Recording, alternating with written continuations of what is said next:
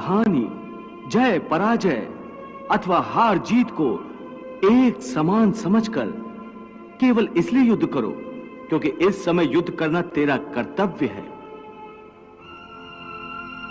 और यदि इस मानसिक वृत्ति से इसे अपना धर्म समझकर युद्ध करोगे तो तुम्हें उसका पाप नहीं लगेगा। ये क्या कह रहे हो केशव कि युद्ध करके पाप नहीं लगेगा? युद्ध में तो इतनी हिंसा होगी, लाखों प्राणियों की हत्या होगी, फिर मनुष्य उसके पाप से कैसे बचेगा? यदि कोई भी कार्य निष्काम कर्म योग की रीत से किया जाए तो ना उसका पाप लगता है और ना उसका पुण्य मिलता है। निष्काम कर्मयोग? हाँ, निष्काम कर्मयोग। ये कौन सा योग है माधव जो मनुष्य को पाप और पुण्य दोनों से मुक्त कर देता है? ये एक गूढ़ विद्या है पार्थ। जो इसके रहस्य को समझ लेता है वो इस संसार में रहते हुए भी, संसार के सारे कर्म करता हुआ भी कर्म फल के बंधन से मुक्त रहता है। ये बड़ी अनोखी बात कर रहे हो केशव। मेरी बुद्धि अभी तक इसको ग्रहण नहीं कर रही। क्योंकि तुम्हारी बुद्धि पर अभी तक आसक्ति का पर्दा पड़ा हुआ है। और जो निष्काम कर्मयोग मैं बता रहा हूं उसकी बुनियाद ही निरासक्ति के आधार पर रखी गई है। हे अर्जुन, इस निरासक्ति योग को समझ लोगे तो तुम्हारे जीवन में पूर्ण शांति आ जाएगी। हे माधव, इस योग की साधना कैसे करते हैं? इस योग के नियम क्या हैं? उसकी साधना के लिए कोई हजारों वर्षों की तपस्या की आवश्यकता नहीं। इसकी साधना तो एक ही क्षण में हो जाती है। एक ही क्षण में? हाँ, एक ही क्षण में। जिस क्षण में प्राणी अपने मन का रवैया बदल लेता है वही क्षण। परंतु हे केशव, कोई भी मनुष्य एक ही क्षण में आसक्ति को कैसे छोड़ सकता है? जब वो कर्म करता है तो उसके फल की आसक्ति तो उसे कर्म का हिस्सा होती है, जिसके अंतर्गत फल पाने की इच्छा से ही कर्म करता है।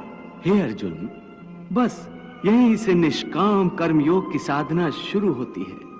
अर्थात तुमने कहा कि प्राणी फल पाने की इच्छा से ही कर्म करता है, परंतु निष्काम कर्मयोग यह सिखाता है कि फल पाने की इच्छा से नहीं, बल्कि अपना कर्तव्य पूरा करने के लिए, अपने धर्म का पालन करने के लिए कर्म करो। फल पर भरोसा रखकर कर्म मत करो, क्योंकि फल पाना तुम्हारे हाथ में नहीं, तुम्हारे अधिकार में केवल कर्म करना ही है। कर्मण्येवाधिकारस्ते मां फलेषु कदाचन मां कर्म फल हेतुर्भूर्मा ते संगोस्त कर्मणि। हे पार्थ, तुम कर्म कर सकते हो, कर्म करने का संकल्प कर सकते हो, परंतु इसका फल पाना तुम्हारे हाथों में नहीं है। हे मधुसूदन, मैं जिस काम का संकल्प करूंगा वो काम तो मैं करूंगा ही। जब भोजन करने का निश्चय करके बैठूंगा तो निवाला उठाकर मुंह में रखूंगा ही, तभी तो उसे खाऊंगा। यदि वो खाने का निवाला तुम्हारे प्रारब्ध में नहीं है तो उसे तुम मुंह तक तो ले जाओगे, परंतु उस ग्रास का एक दाना भी अपने मुंह में नहीं रख सकोगे। हे अर्जुन, केवल कर्म का संकल्प ही प्राणी के अधिकार में है, उसका फल प्राणी के अधिकार में नहीं है। वो कैसे? मैं बताता हूं कैसे। पार्थ, तनिक उस दृश्य की कल्पना कि नगर धनवान के सामने बड़े स्वादिष्ट भोजन की थाली परोसी गई है। थाली सोने की है, गर्मा गर्म व्यंजन भरे हुए हैं, जिन्हें देखकर वो बहुत प्रसन्न हो रहा है।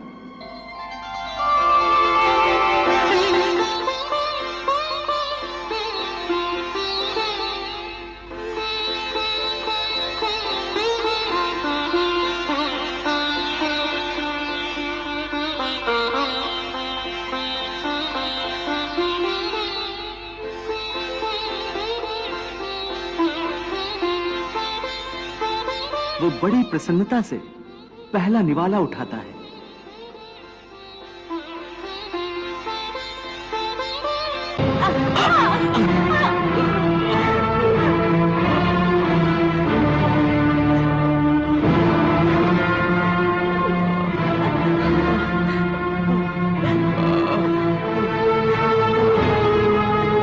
देख लिया कि प्रारब्ध में न हो तो मुंह तक पहुंचकर भी निवाला छिन जाता है।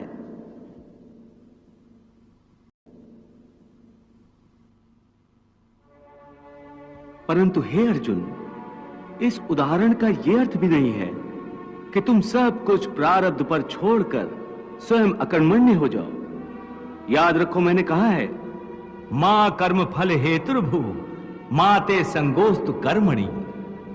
हे केशव, तुम्हारे कहे अनुसार यदि फल प्रारब्ध ने अपनी मर्जी से देना है तो फिर प्राणी को कर्म करने की आवश्यकता ही क्या है?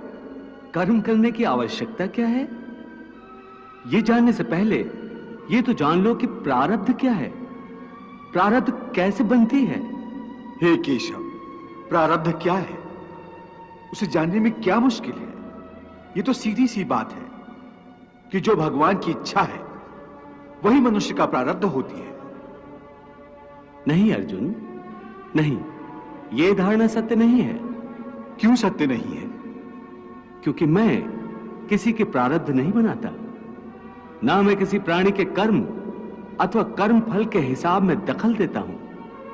इसलिए प्राणी की प्रारब्ध बनाने में मेरा कोई हाथ नहीं होता।